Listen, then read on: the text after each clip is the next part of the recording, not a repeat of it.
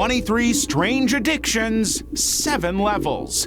I've spent hours compiling the most disturbing obsessions ever aired on TV into one iceberg. We'll start with the bizarre ones and go deeper into addictions so destructive they've ruined several lives forever.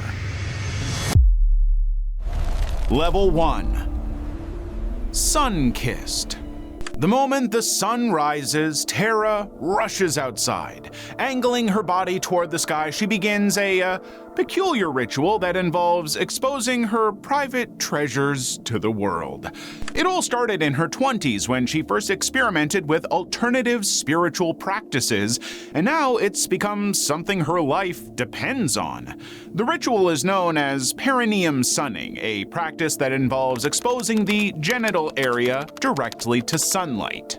Perineum sunning is the practice of allowing natural sunlight to reach our perineum, the perineum being the area between your genitals and your butthole. Once she finds an open space, often on her roof or in the desert, she settles into position and exposes what she calls her portal to the sun. And if that's not enough, she sets the mood by playing her guitar at the same time. A interesting talent. Now, one would think that you would expose your treasure in private, but not Tara. She performs the ritual in open, visible spaces where her family cannot avoid it, no matter how hard they try. And they made their discomfort quite clear. Still, her boyfriend Gary tries to stay supportive, but even he feels pressured about who might see her during these moments. He also warns her about the physical risks, especially the possibility of serious sunburns from repeated exposure. As a bald man who's had sunburns on his head, I always thought that that is the most uncomfortable place to get a sunburn. I stand corrected. Tara listens, but she does not adjust. To her, the concern coming from Gary and her parents is a sign that they just don't understand what she's doing or why it matters. So the routine continues, and every morning Tara carries her guitar, fully convinced that her health, mood, and sense of balance all depend on direct, intimate contact with the sun. I mean, how many people can say that they moon the sun? Fresh supply. Brandy's bathroom counter is the dream of most skincare enthusiasts, but none of those products are what she actually relies on. Instead, twice a day, she waits for her husband to provide something she believes is far more effective. Her husband, Bryce, gives Brandy what she describes as a fresh supply of his intimate fluids. Immediately after, she applies it to her face using brushes and tools, working it into her skin with deliberate precision. She believes it's the reason her complexion looks clear and consistent. I can't, what? This sounds like a lie that her husband made up. Just, yeah, babe, it makes your skin look so good. Seriously, we should do it every morning. To avoid interruptions, she even freezes the portions into small molded pucks, which she calls noobs. And that way, even when Bryce isn't available, she's still able to continue her routine. And if you're wondering about the husband's view, well, he had to do some adjusting. At first, he was uncomfortable with it, but now he follows a strict diet she sets, believing it affects the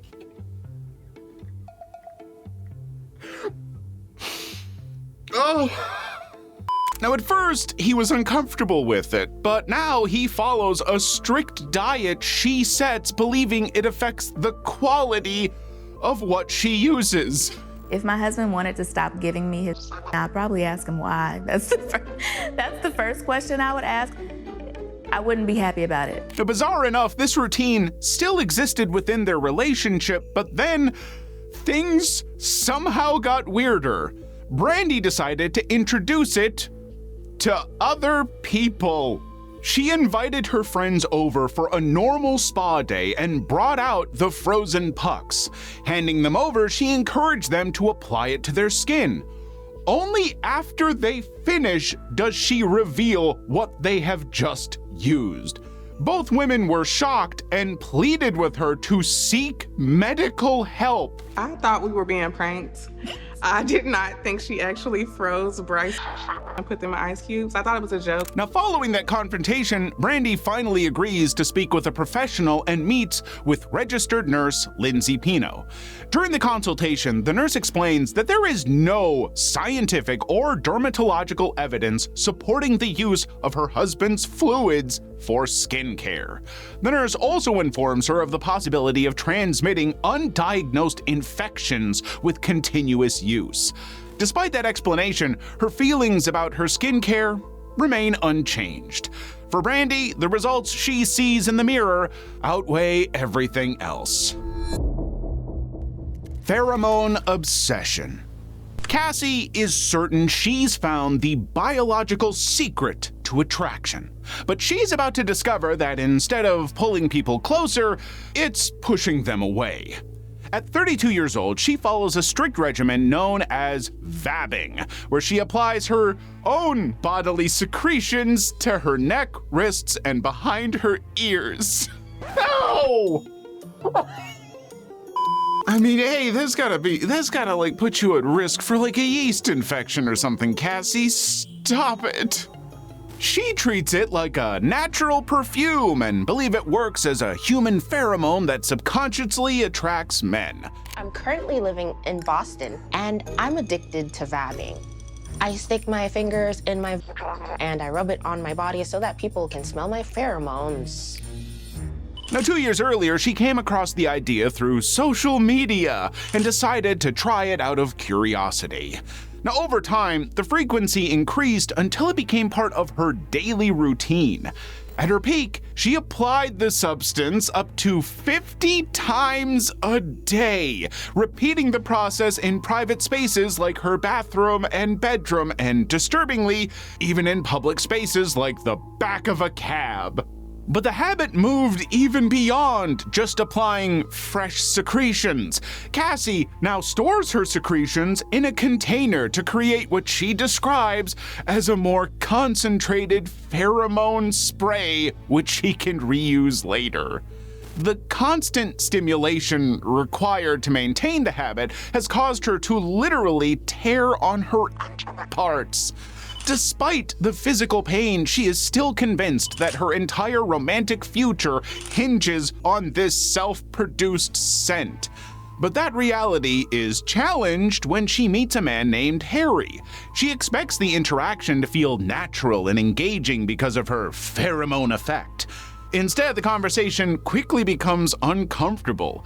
Harry does not notice any scent, and he later describes the interaction as awkward. A lady came up and she seemed a little awkward. When she sat down next to you, did you notice a scent or a smell of any kind?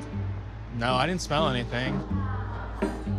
Desperate to understand why she remains single and why her experiment failed, Cassie finally seeks the help of therapist Dr. Alex Chinks. During the consultation, she's clearly told that there is no scientific evidence that this practice can influence attraction, but Cassie still refuses to change her beliefs. Do you think if the right person was next to me that the vabbing would work? We don't really know for sure. I worry that, is it keeping you from sharpening communication skills? What do you think? Despite the failed date, the professional advice, and the physical tearing, Cassie's convinced that if she just persists long enough, the next stranger will finally fall in love with her. All the greens. Kaylin walks through a park with her eyes locked on the ground. And every few steps she pauses, studies a patch, and then keeps going. Now, to a bystander, she looks like a nature lover, but the reality is far from it. Because in the next moment, she drops to her knees and directly bites down on the grass patch like a dog. She checks the color first, and then runs her fingers across the blades to make sure the area hasn't been stepped on or dirtied. I would say I eat 3 or 4 handfuls of grass each day. I like grass that is nice and fresh and green and clean. And the taste is really bitter, even sour. which I like. At home, none of it can go to waste. She spreads the grass out, sorts through it again, and sets aside the pieces she thinks are good enough to keep. And those go into a small box she keeps hidden in her room. The rest becomes parts of her meals. She mixes it into salads, blends it into trail mix, and has even baked it into cookies. But she wasn't doing this as a kid, so what happened? Well, Kaylin's addiction began when she was 14, shortly after the death of her mother. In the weeks after the funeral, she pulled a few blades of grass from the ground and put them in her mouth. The taste gave her something new to focus on, and so she did it again the next day. Over time, it turned into something she relied on. Now, even a few hours without it makes her restless. Her younger sister Gracie sees it differently. She points out the health risks, the infections it could cause, and the way people react when they see her in public. I don't think human bodies are made to digest grass. I haven't had any issues so far.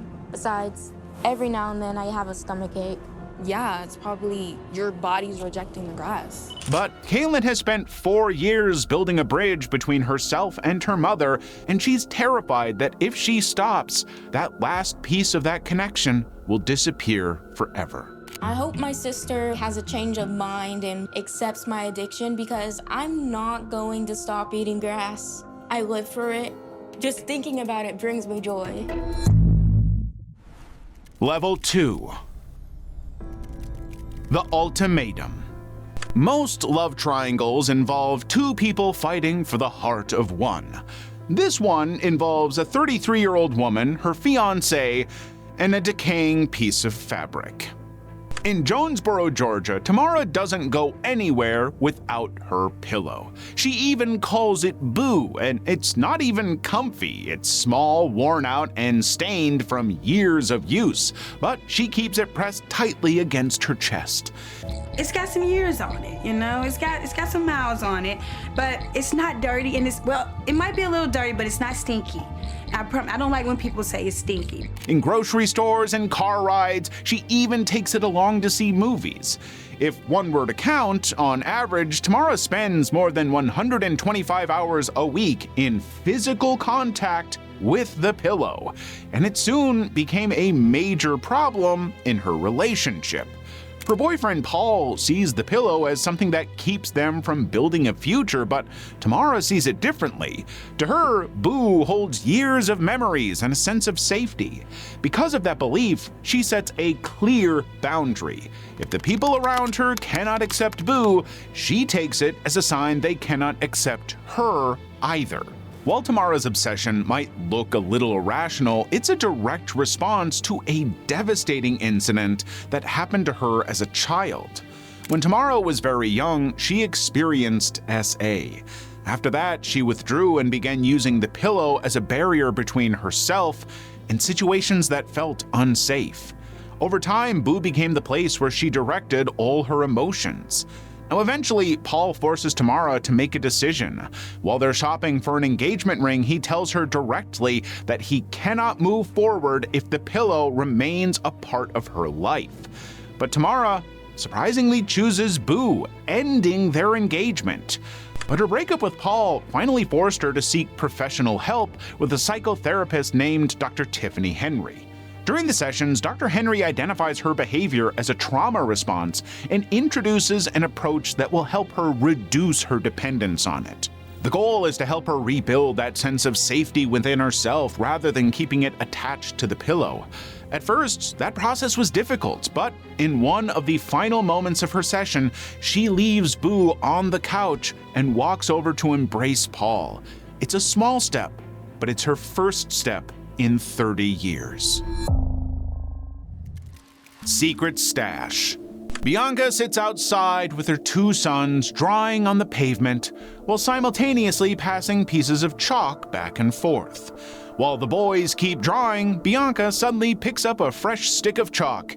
She turns it in her fingers for a moment, snaps it in half, and pops it in her mouth. When I tried chalk for the first time, I felt like it was just like this amazing taste that I had been craving for a really long time. The flavor is just very earthy, It tastes like dirt. Now, if you recognize Bianca, it's because you've seen her before. 10 years ago, she was the face of an extreme addiction that defied logic, eating shards of raw pottery and cigarette ashes. Since then, Bianca says she's improved, but a closer look shows that she may not be completely free. For Bianca, chalk produces the same earthy texture she once sought out as a child, the texture of soil. She even justifies her addiction as a safer alternative to the cigarette ashes she used to take before. But her sons are confused and unable to understand why their mother is consuming the same tools they use to draw. It's weird because she likes to eat it off the ground sometimes, and it's not regular food, and I don't like it. And the volume of her addiction makes it all the more unsettling. Bianca goes through 16 to 20 sticks of chalk every week. Over the course of a year, that adds up to more than 80 pounds of a material made from calcium carbonate and binding agents. To keep up with that demand, she maintains a constant supply. She stores plain, undyed chalk in multiple places so it is always within reach. Whether she's at home, in the car, or outside, she makes sure she has access to it. During a consultation with experts, they point out that her children will likely go down the same path if she doesn't stop. But despite Bianca understanding that concern and even trying to hide the behavior, the compulsion is just too strong. She eventually confesses that after all this time, she still yearns for the specific texture of cigarette ash and the bite of raw pottery. It's clear now that Bianca never truly recovered. She simply traded one addiction for another. Weight of the crown. Every time Asha moves, she has to account for a weight that most people don't have to think about. It drags behind her, it slows her down, and in some situations, she has to lift it just to physically get through a normal task. Most would call this a burden, but for her, it's the most important part of her life. In Claremont, Florida, Asha Mandela is known for one thing: her hair. Stretching over 21 feet long and weighing around 10 pounds when dry, her dreadlocks trail behind her like a second body. She calls it Mr. Cobra, and she treats it accordingly.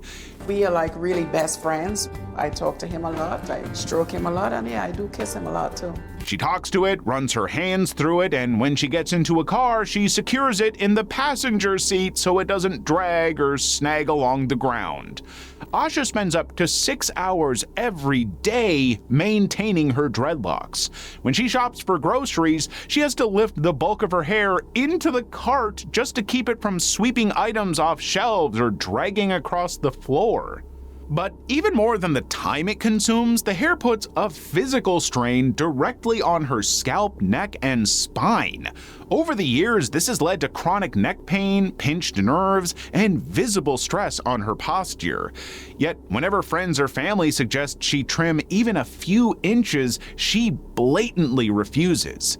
Eventually, her friends decided to stage an intervention with orthopedic surgeon Dr. Jeffrey Stewart, and during the consultation, he discovered something terrifying. When her hair is wet, it absorbs water and nearly doubles in weight, reaching up to 25 pounds. That added pressure puts direct force on her spine for extended periods. If she doesn't reduce the weight immediately, she risks permanent paralysis. However, Asha rejects the advice on the spot and leaves the appointment convinced that her hair was not the problem. 10 years later, Asha is now in her 60s and has been diagnosed with multiple sclerosis. Now, this condition affects mobility, coordination, and muscle control.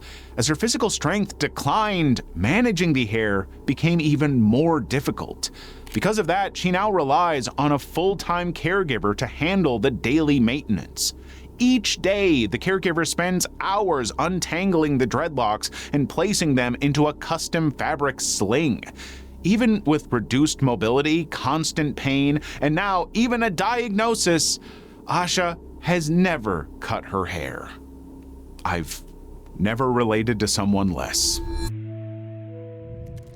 The plastic family. Mark doesn't live alone. He has a full house, a wife, and a constant stream of conversation. To an outsider, it sounds like he's living the dream. But the reality is bizarrely different. Mark is sitting hugging for us.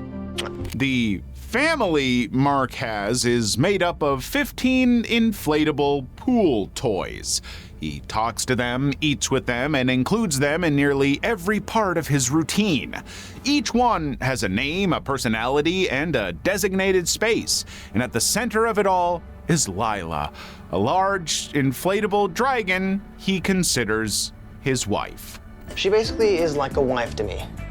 She's very pretty and some of the sweetest eyes and smile that, quite frankly, I've ever seen. Now, this obsession didn't start overnight. Growing up, Mark dealt with constant emotional neglect, which left him with a constant sense of isolation. That changed the day he bought his first inflatable, a large whale. When he hugged it for the first time, he felt a deep sense of love and security. From that point on, he began collecting more inflatables. That system is put to the test when Mark agrees to meet with psychologist Tracy Lowenthal. But even then, he makes the bold choice of bringing one of his inflatables into the room.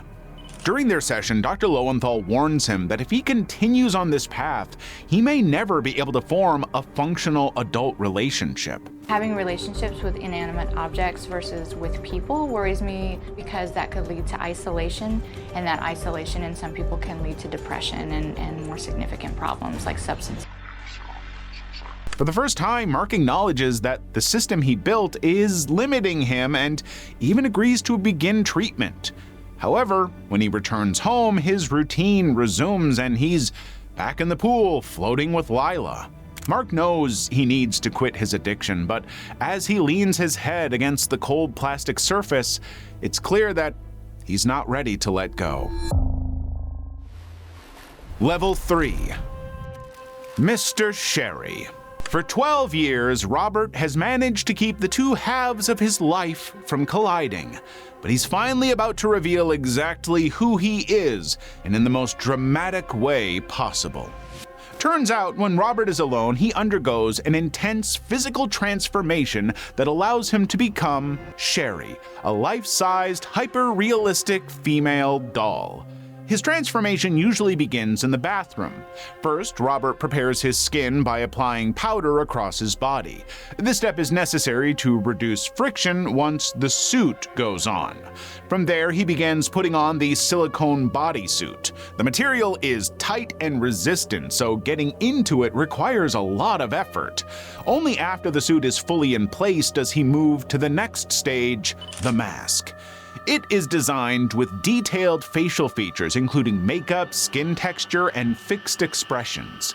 Once it's secured, his transition is complete, and Robert is now Sherry. I just can't believe that that's a 70-year-old man in the mirror, and that's why I do this. What do you see when you look in the mirror? A very exciting female, and she's all mine.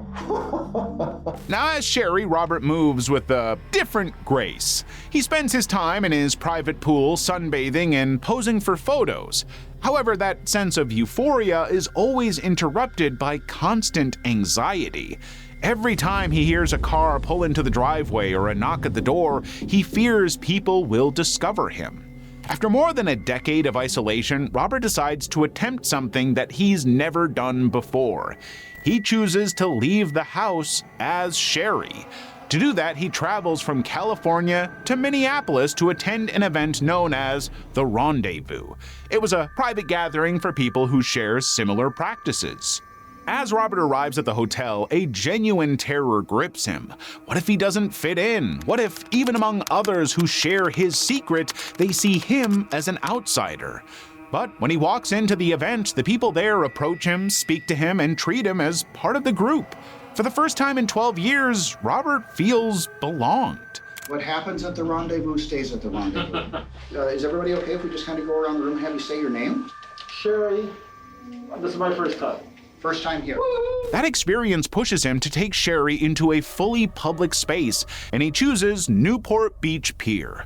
Now, unlike the previous event, the pier is crowded with people who have no context for what they're seeing.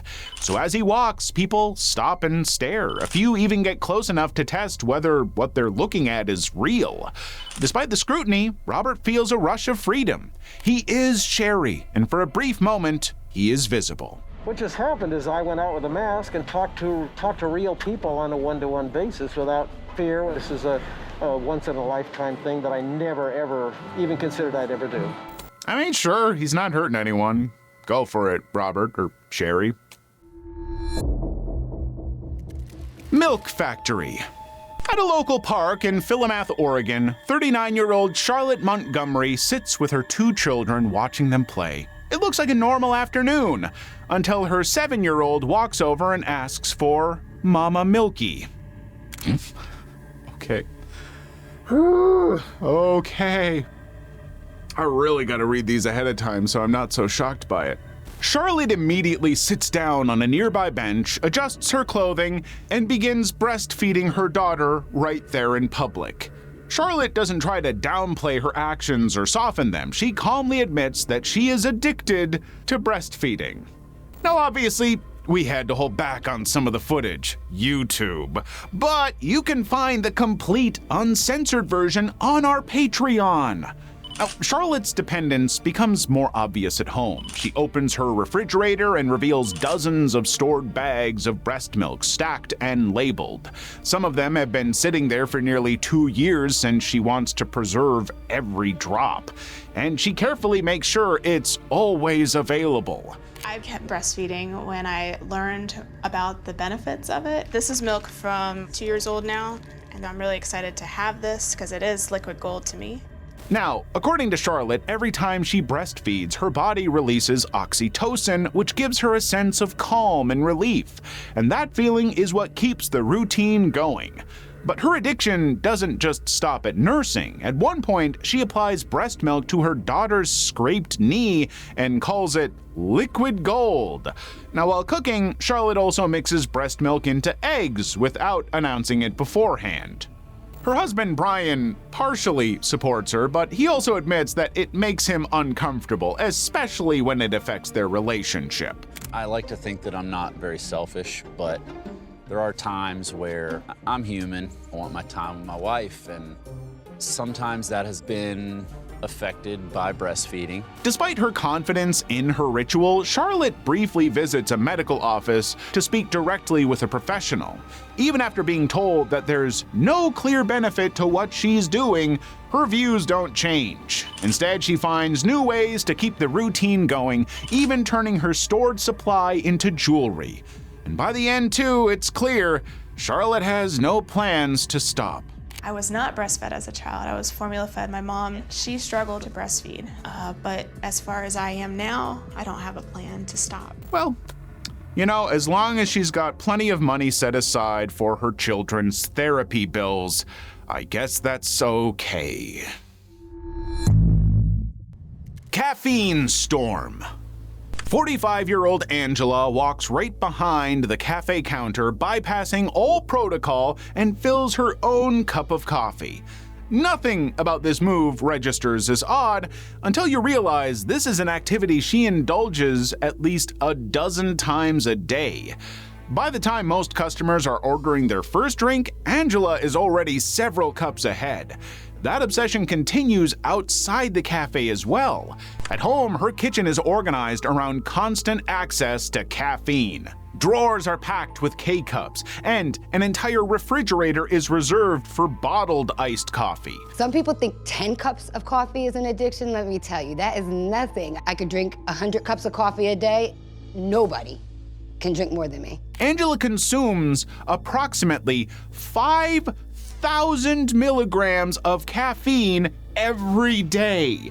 To put that in perspective, the FDA's recommended safe limit for a healthy adult is 400 milligrams. Angela's operating at more than 10 times that limit.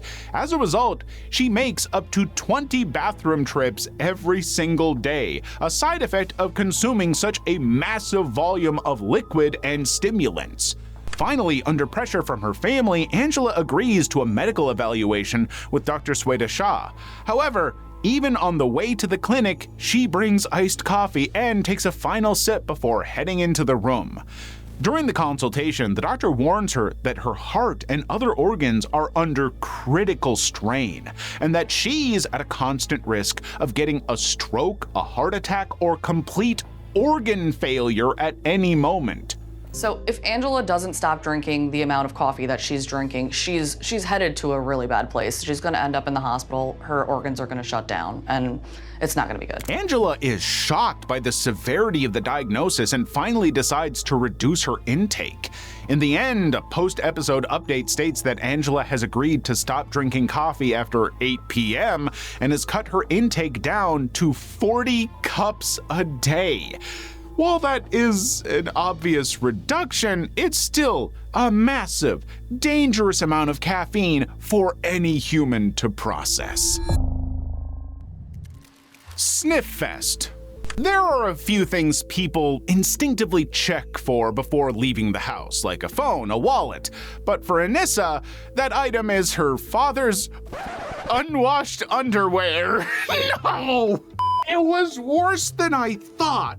It was worse than I thought from reading the title, and I don't know how that's possible, but I'm so upset.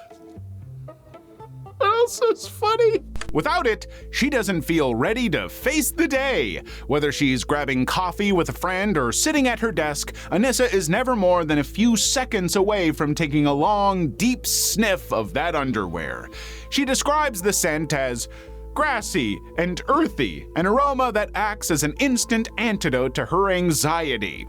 My dad, he's a great dad, and just hiding this from him for so many years, it just always felt unnatural, and I just finally had enough of hiding from him, and I'm just gonna let him know. In fact, she can only go about 25 minutes without the scent before the anxiety returns at full intensity.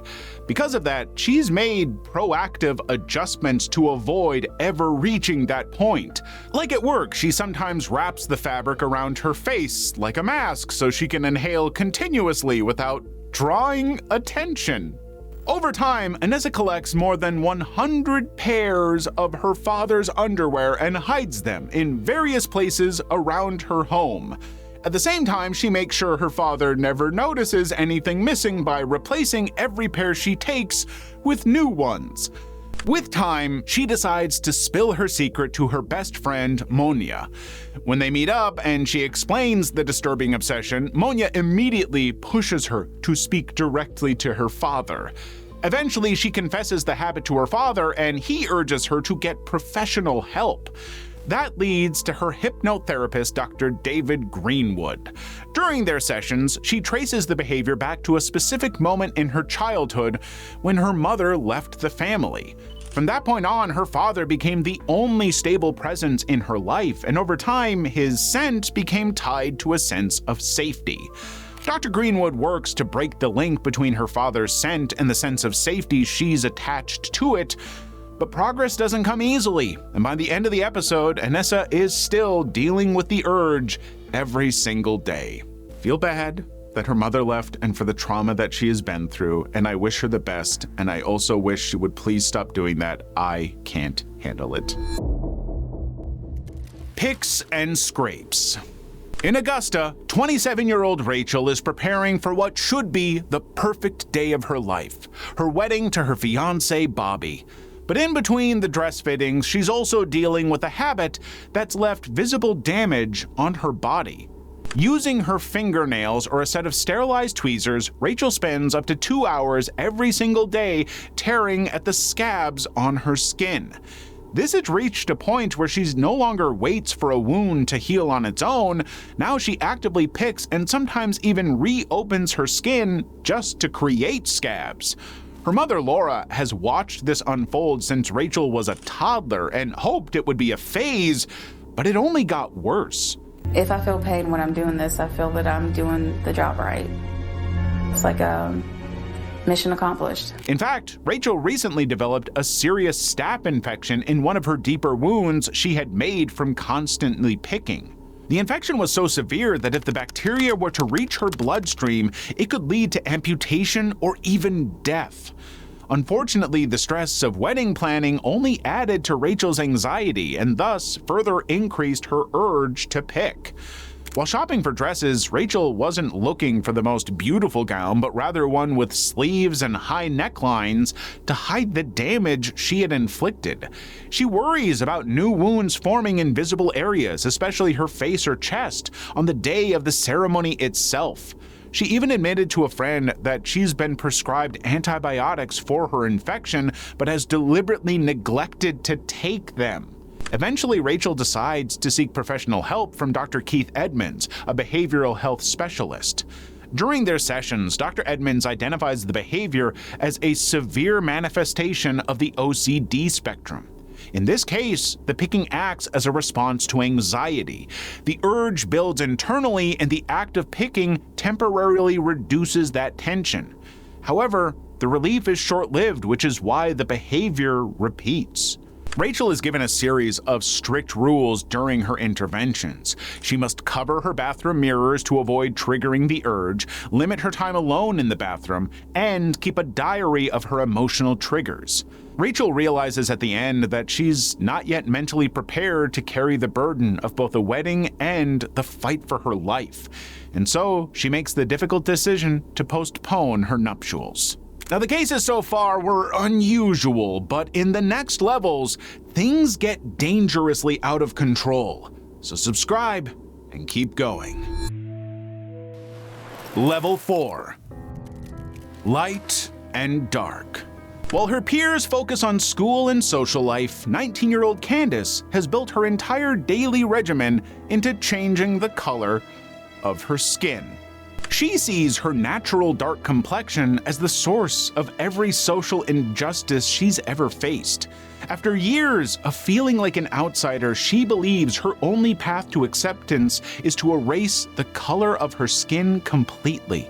She applies bleaching creams every few hours, and during times of stress, it can climb to 20 applications a day. There are some warnings, like it can cause your skin to irritate, can cause skin cancer, but I really don't read the warnings. I just don't want to be dark. This dangerous habit began back in the 10th grade when she discovered she was one of the few dark-skinned students at a white high school. That exclusion pushed her into an addiction. Her cousin Charlene shared how, despite thousands of dollars spent, her skin tone is still the same. Still, Candace refuses to stop. You know, you used to always talk about me being black. And look how I came out. I mean, I think my skin is perfect. Yeah, see, it looks good on you. Dark don't look good on me. Unable to cope with her behavior, her family eventually organizes a formal intervention at Majesty Christian Fellowship. Surrounded by those who love her, Candace finally agrees to see therapist Latonda Hardy-Davis.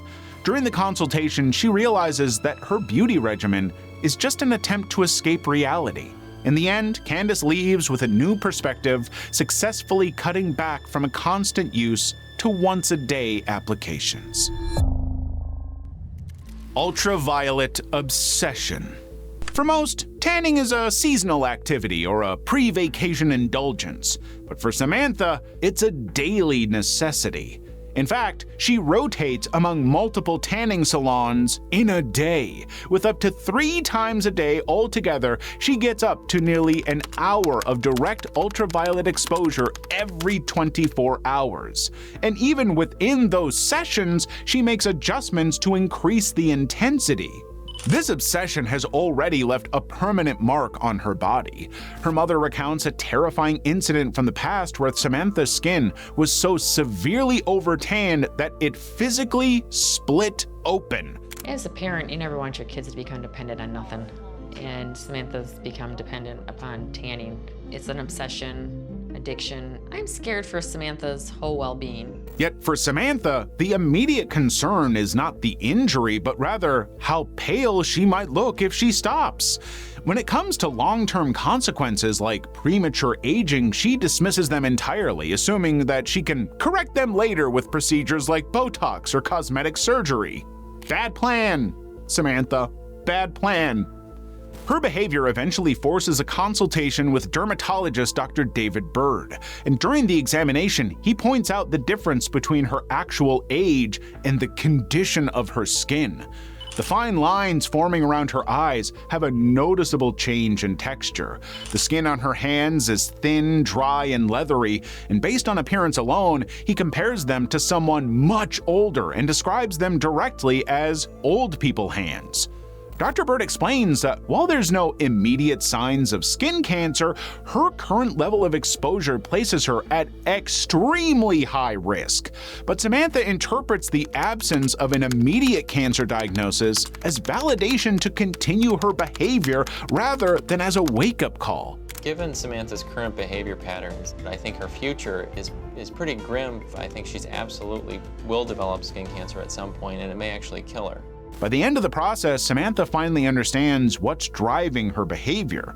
In therapy, she connects her obsession to past bullying and a toxic relationship where she felt controlled. Realizing she uses tanning as an armor, the therapist provides techniques such as stress reduction breathing and warm showers. However, to date, her urge to tan remains undefeated.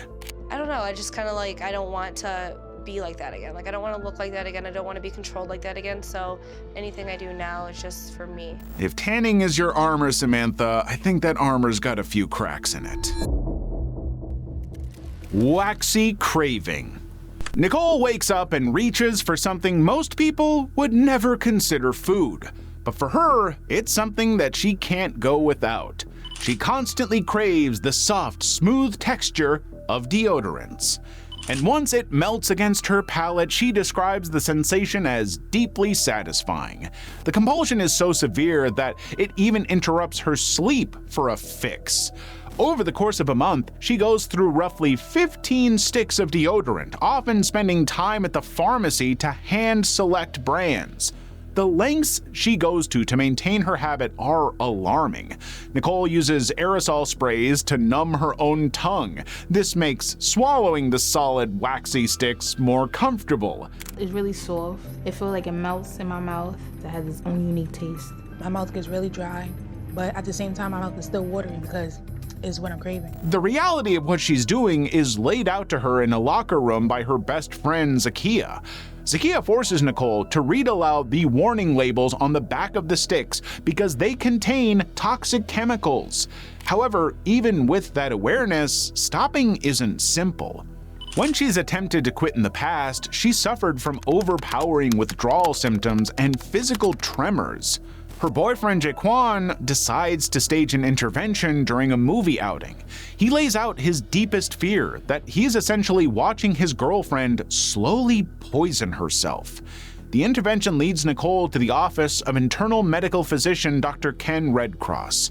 There, Dr. Redcross explains that the large amounts of aluminum she's been ingesting have been accumulating in her system rather than passing through. He warns her of the long-term risks such as Alzheimer's disease, permanent neurological damage, and severe osteoporosis. She really didn't totally understand how serious this really and truly is. It is an absolute toxin going into her body. This can literally be life and death for her. This forces Nicole to reassess her habit, and she admits that the comfort she found in the waxy texture is no longer worth the consequences. To manage her urge, she chews almonds to replicate the act of biting and crunching. After today, I do not want any more deodorant. Whatever cravings I have, I'm gonna have to fight it. I have people to support me, so I feel like this addiction is not gonna last much longer. It's a delicate start, but for the first time in years, she can get through an entire day without eating a single stick. Beauty or Beast. As a professional makeup artist, Anthony is surrounded by palettes, brushes, and pigments almost every single day. Over time, that passion has turned into an uncontrollable feeding habit. During a routine lipstick application, Anthony leans in and eats a bite of the lipstick off in one smooth motion. He does it the same way someone might absent-mindedly eat candy. This behavior is not something he hides. Instead, it is built directly into how he works. I really don't know exactly how much I consume day to day. It's kind of like just throughout the day, here and there. Try some mascara, maybe. Usually with the lipstick, I don't bite into it. I lick it. His addiction has even developed its own unique logic menu. He describes liquid foundation as tasting like a cup of coffee, while certain lipsticks taste like cupcakes or frosting. He treats his makeup bag like a personal lunchbox, keeping his favorite flavors within arm's reach at all times. The evidence of his obsession is written all over his teeth and tongue, which are now perpetually stained. Anthony's addiction began 3 years ago during a theater production. After accidentally tasting a dab of the face paint, he found himself craving it again. His behavior has now reached a ridiculous point where he is frequently forced to pull his car over on the side of the road just to suck on a makeup sponge. On multiple occasions, he has been seen opening a fresh lipstick tube and biting into it while still inside the shop, oblivious to the concerned shoppers around. At first, when I saw him, I was like, is he actually eating that or is he just trying it on? And he was chewing it up and swallowing it. I have never seen that before. As this behavior continues, it eventually starts affecting his work environment. While prepping a drag performer named Lola for a stage show, he pauses to casually ingest lip gloss from an applicator right in front of Lola. Shocked by what she's witnessing, she pulls him aside and forces him to read the list of chemicals, stabilizers, and artificial dyes on the packaging. She warns him that he's slowly poisoning his internal organs, but he only shrugs it off. For Anthony, the urge to bite into a fresh tube of lipstick is the only thing that feels real. It felt good to finally admit to what I've been doing. I've never really felt sick off eating it. I would have gotten sick by now if it was really harming my body. Shouldn't be doing that, and I hope that Anthony seeks help. But also, what a privileged bad habit to have, because makeup is not cheap, folks. Level 5. The $1 Million Mirror. Fans go to incredible lengths to show their support for a star, and on very rare occasions, the line between admiration and obsession is not just crossed, it's completely erased. For 33-year-old songwriter Toby Sheldon, the natural aging process was an enemy, so instead of accepting those changes, he focused on reversing them. More specifically, he wanted to recreate the youthful appearance of pop star Justin Bieber. Before I did all this, I was really depressed. I saw my face aging, I didn't know what to do. It just gives me an elated kind of feeling to know that I look similar to him. So far, Toby has spent over $100,000 across nearly 100 unique cosmetic procedures. He's even undergone fat injections to his cheeks to fill out his face in a way that mimics Justin Bieber's features. Despite his robust medical procedures, Toby is already thinking of his next physical transformation. It includes lowering the forehead, further jaw reduction, and even a six-pack surgery to ensure his body matches the ideal look he sees in magazines. Toby also intentionally seeks out bars and retail stores to seek validation. In one instance, he asks a bartender if she recognizes him or notices a resemblance to anyone famous. When she fails to make a connection, Toby just sees it as a sign that he still needs to undergo further transformation. This behavior also extends to his fashion choices. He spends hours at retail stores carefully selecting clothing to recreate Bieber's signature looks. So does this remind you of anybody? The style, the look, the face? Oh, well, okay. Blonde hair, side slit hair, Justin Bieber. There you go. Yeah? The gap between Toby's vision and his reality finally comes to a head during a consultation with plastic surgeon Dr. Timothy Nevin. Toby walks in asking for more changes.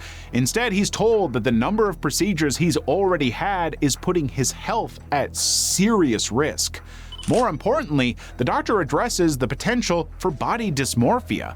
He strongly advises Toby to step back from the operating table and instead seek psychological support. But Toby rejects the medical advice and leaves the office more determined than ever.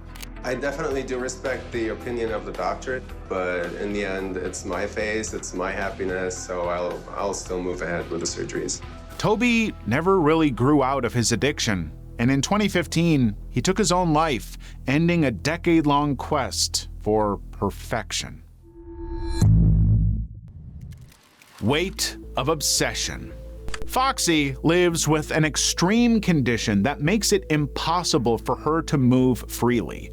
By all logic, this is a burden to be discarded. However, she has no intention of ever setting herself free. I can even go hands-free.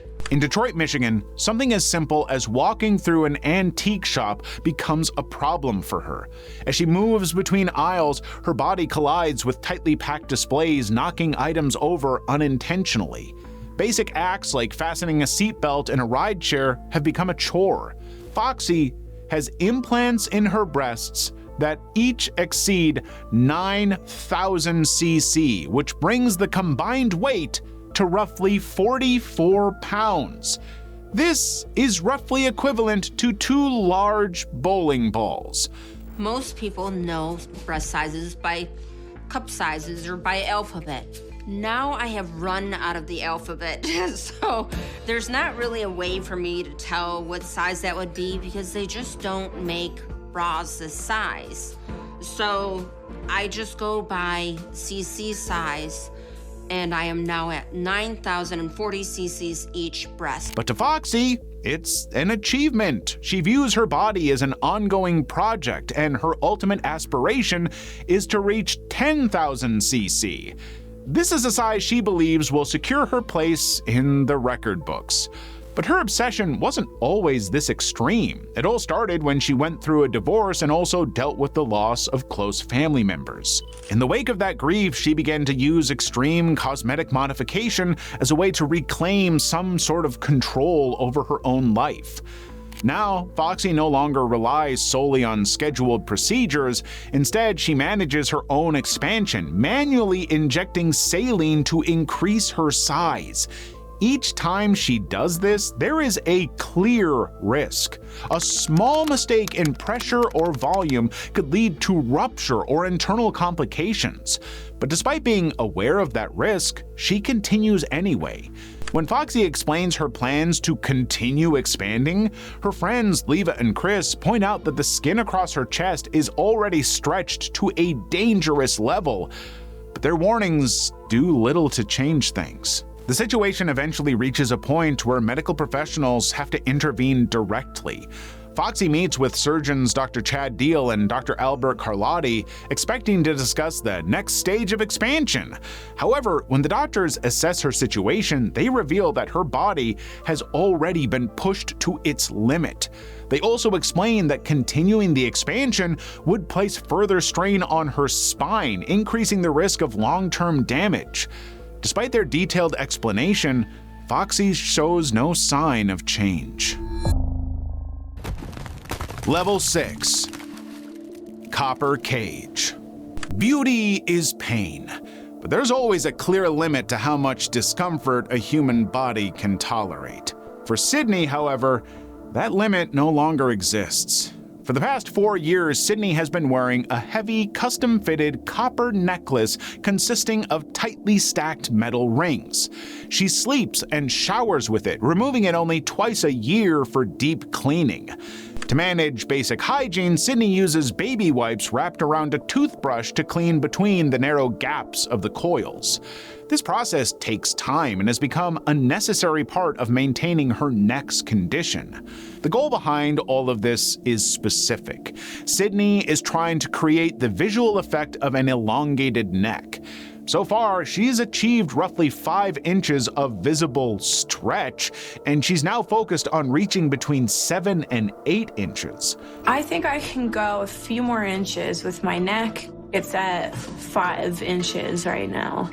I think I could do 7 or 8 inches, but with the rings on, it would look 12, 13. I would like to have 9 more rings. Her inspiration goes back to her childhood when she first encountered images of the Kayan people in Southeast Asia.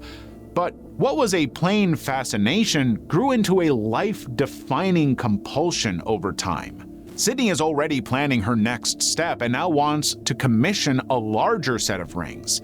However, before she can do that, she needs medical clearance. That leads her to chiropractor Dr. John Scherf, whose examination provides anything but a green light. Dr. Scherf reports that her neck muscles have developed advanced atrophy. Since the copper rings have taken over the role of supporting her head, the muscles that normally handle that function have weakened from lack of use. On top of that, Dr. Scherf shares another bit of devastating news. If Sydney were to remove the rings suddenly for a longer period, her neck won't be able to support the weight of her skull. But instead of concern, Sydney's reaction to this news was completely dismissive. In fact, she called out the medical findings as exaggerated myths. I don't think you know what myths are, Sydney. Dr. Scherf is concerned that this is an addiction, and he's right, it is an addiction. But I'm fine, and until I'm not fine, I don't see any reason why I should stop. But during her semi-annual maintenance, we finally get to see the damage to her neck up close. Sydney asks her friend Roberta to help unscrew the heavy copper bolts. As the rings are finally loosened and lifted away, her skin is marred by deep purple bruising, open sores, and indentations where the metal has dug into her collarbone and neck tissue. The extent of the trauma visibly shakes Roberta. However, Sydney's response moves in a completely different direction. Even with the exposed wounds and visible trauma, her priority is to put the rings back on as quickly as possible. By the end of the process, Sydney reveals that she plans to pause any further expansions for 5 years. However, she continues to wear the current set, and the permanent changes to her skeleton and muscles continue to progress. Level 7. Purely carnivorous. Wendy Marshall's tattoo clients fully trust her with permanent decisions. If only they knew what she does with those same hands. Once Wendy steps away from the chair, her hands often reach into a cold plastic container hidden inside her purse. Inside is raw meat that she puts straight into her mouth. To Wendy, the bacteria and parasites found in raw meat are not as important as the way the meat makes her feel. At home, Wendy has divided her kitchen into 2 systems. One refrigerator holds normal food, the other is filled entirely with raw meat. She eats up to 2 pounds every day, sometimes even replacing regular meals completely. On average, I'm eating up to 2 pounds of beef per day. It could be hamburger meat, cold cuts. I could eat a whole roast. It really depends on the day. The behavior is so ingrained that she's lost the ability to separate the private act of eating from her public life. During a visit to a crowded nail salon, Wendy reaches into her handbag, removes a pack of raw ground beef, and starts eating it with her hands. She continues calmly while people around her stare and move away in discomfort. But to her, it's no different than someone else sipping a soda. But she wasn't always addicted to these raw nourishments. Wendy's behavior goes back nearly 20 years. As a child, she watched her grandmother eat raw meat in the kitchen, and that memory stayed with her. Now she treats the habit as a continuation of that bond. Each time she eats, she believes she's honoring her grandmother. But this belief is tested when her fiancé Robert asks her to attend a family cookout.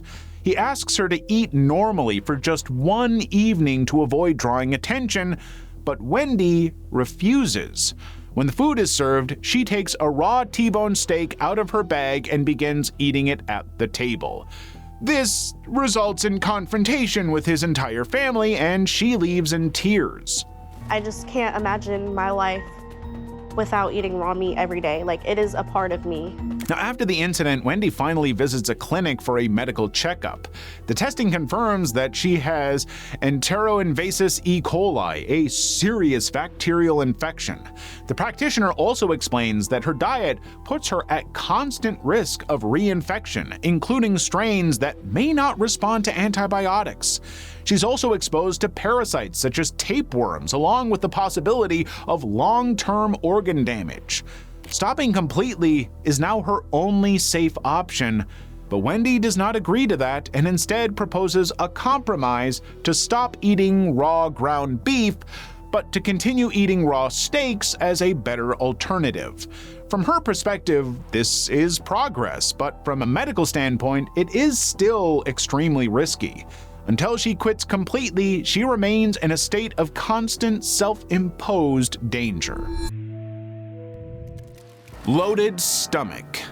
Josh is infamous among his friends for doing something most people wouldn't dare attempt: swallowing glass. And that isn't even the most dangerous thing he's ever put into his body.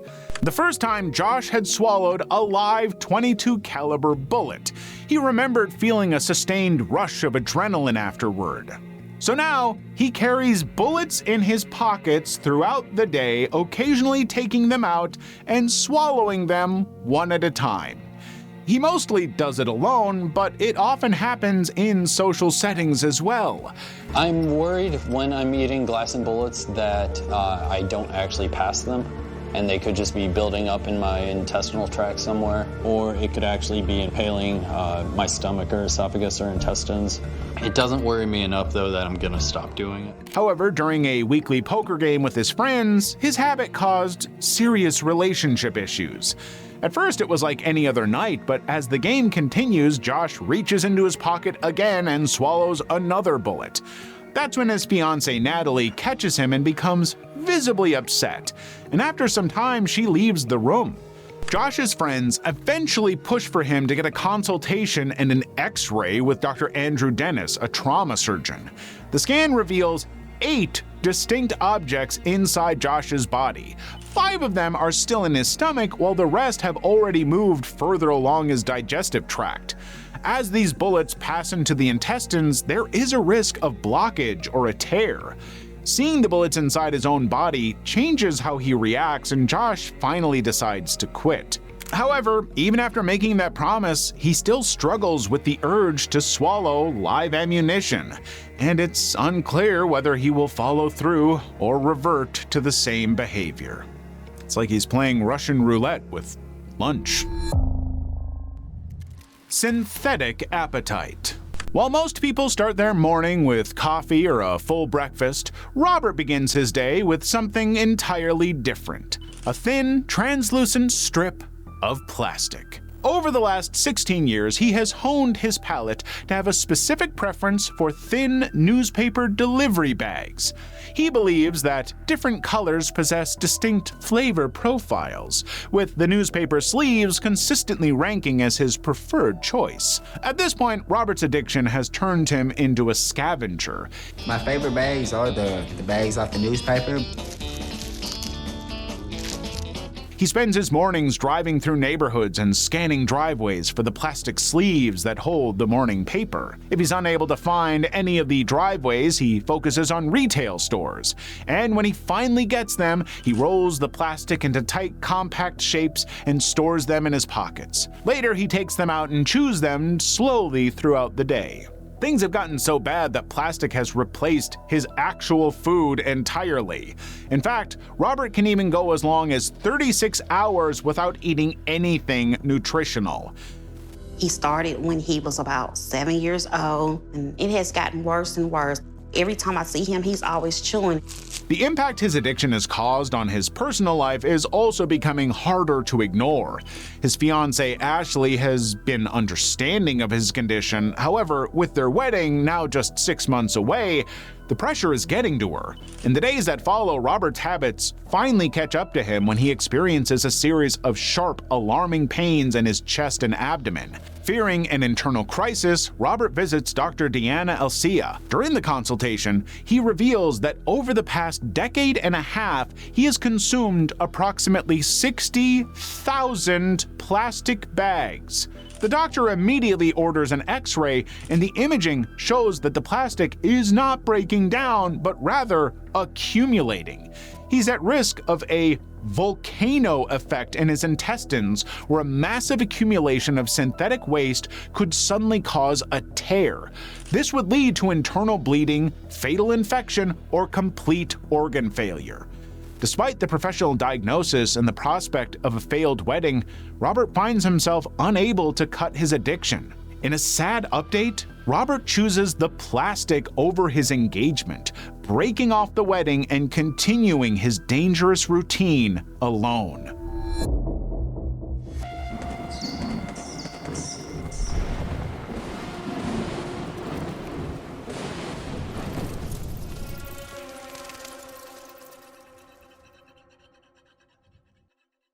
Now, if you want more of where that came from, find our first original picks from this iceberg in Volume 1 of the Most Disturbing Strange Addictions. Also, for all the gritty, uncensored detail we had to leave out of this video, you can find the full version on our Patreon, linked below.